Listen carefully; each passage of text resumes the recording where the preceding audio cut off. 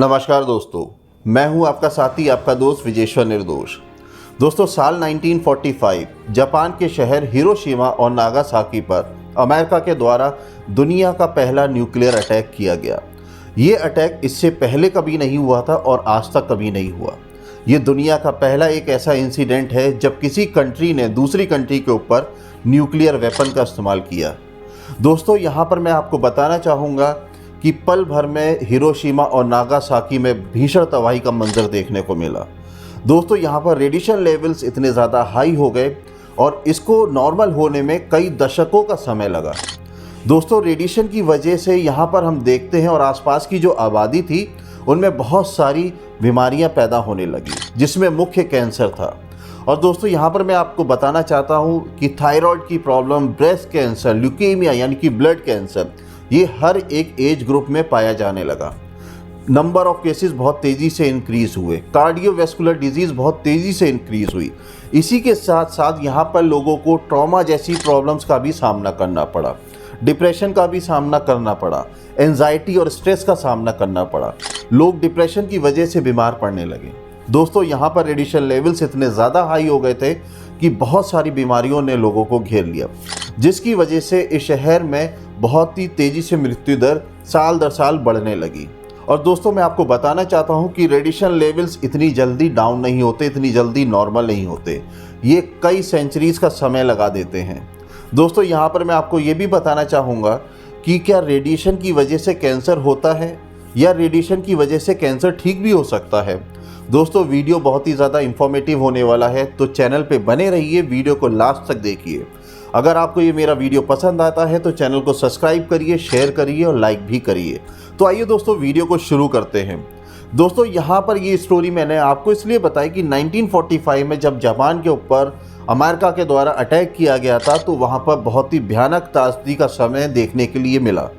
दोस्तों, यहाँ पर लोगों की मृत्यु दर बहुत ज़्यादा थी, बीमारियाँ बहुत ज़्यादा थी, जिसमें मुख्य कैंसर था। दोस्तों, क्या रेडिएशन की वजह से कैंसर होता है?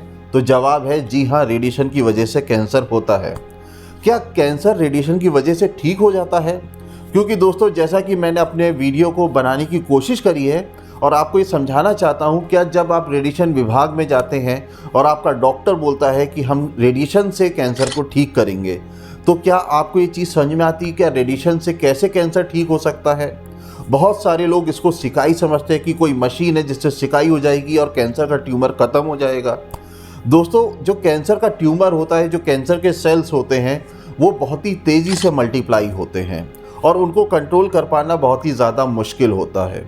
तो ये जब अपनी ग्रोथ बहुत ज़्यादा बढ़ा लेते हैं शरीर के अंदर, तो हमारे ऑर्गन्स, जो वाइटल ऑर्गन्स हैं, उनमें प्रेशर बहुत ज़्यादा बढ़ने लगता है। हमारी आर्टरीज और कैपिलरीज और नर्वस सिस्टम पे प्रेशर बढ़ने लगता है और अल्टीमेटली ऑर्गन्स हमारे स्लो डाउन हो जाते हैं और पेशेंट की मृत्यु हो जाती है।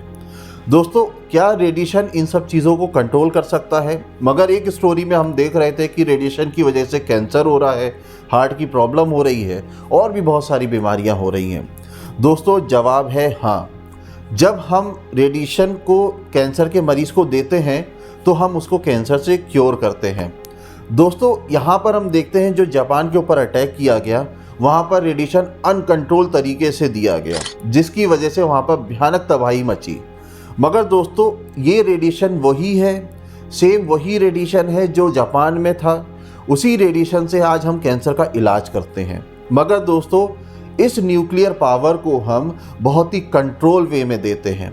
यहाँ पर हम हाई इंटेंसिटी एक्सरेज का इस्तेमाल करते हैं, गामा रेडिएशन का इस्तेमाल करते हैं, प्रोटॉन रेडिएशन का इस्तेमाल करते हैं, जिसकी वजह से हम कैंसर के पेशेंट को क्योर कर देते हैं और कैंसर के सेल्स को ख़त्म कर देते हैं।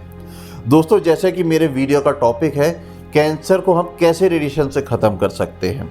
बहुत ही सिंपल सा आंसर है, अगर हम कैंसर के सेल्स को नॉर्मल दवाइयाँ देते रहेंगे तो वो हो सकता है कमज़ोर पड़ जाए, मगर वो अपनी ग्रोथ नहीं रोकेगा, क्योंकि उसका नेचर है बढ़ना और वो हमारे शरीर में फैलता जाएगा।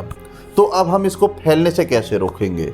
हम सीधे रेडिएशन से कैंसर के सेल के डीएनए को डैमेज कर देते हैं, जिसकी वजह से सेल की मृत्यु हो जाती है और सेल आगे ग्रोथ करना बंद कर देता है और वो हमारे शरीर में ख़त्म हो जाता है।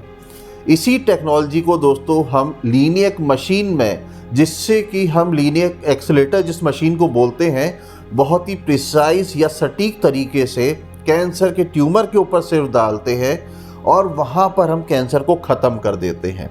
और यहाँ पर हम एक जादू देखते हैं कि पेशेंट को एक क्वालिटी लाइफ मिलती है, उसका एक लाइफ स्पैन बढ़ जाता है और उसकी ज़िंदगी बेहतर हो जाती है और वो मृत्यु के डर से और मृत्यु के खतरे से बच जाता है। दोस्तों, रेडिएशन सेम वही है जो जापान में जिसने तबाही मचाई थी, मगर हम उसी सेम रेडिएशन को कुछ स्पेशलाइज तरीके से, कुछ स्पेशल इक्विपमेंट्स की वजह से हम बहुत ही सटीक तरीके से कैंसर के ट्यूमर पे डालते हैं और कैंसर को ख़त्म कर देते हैं।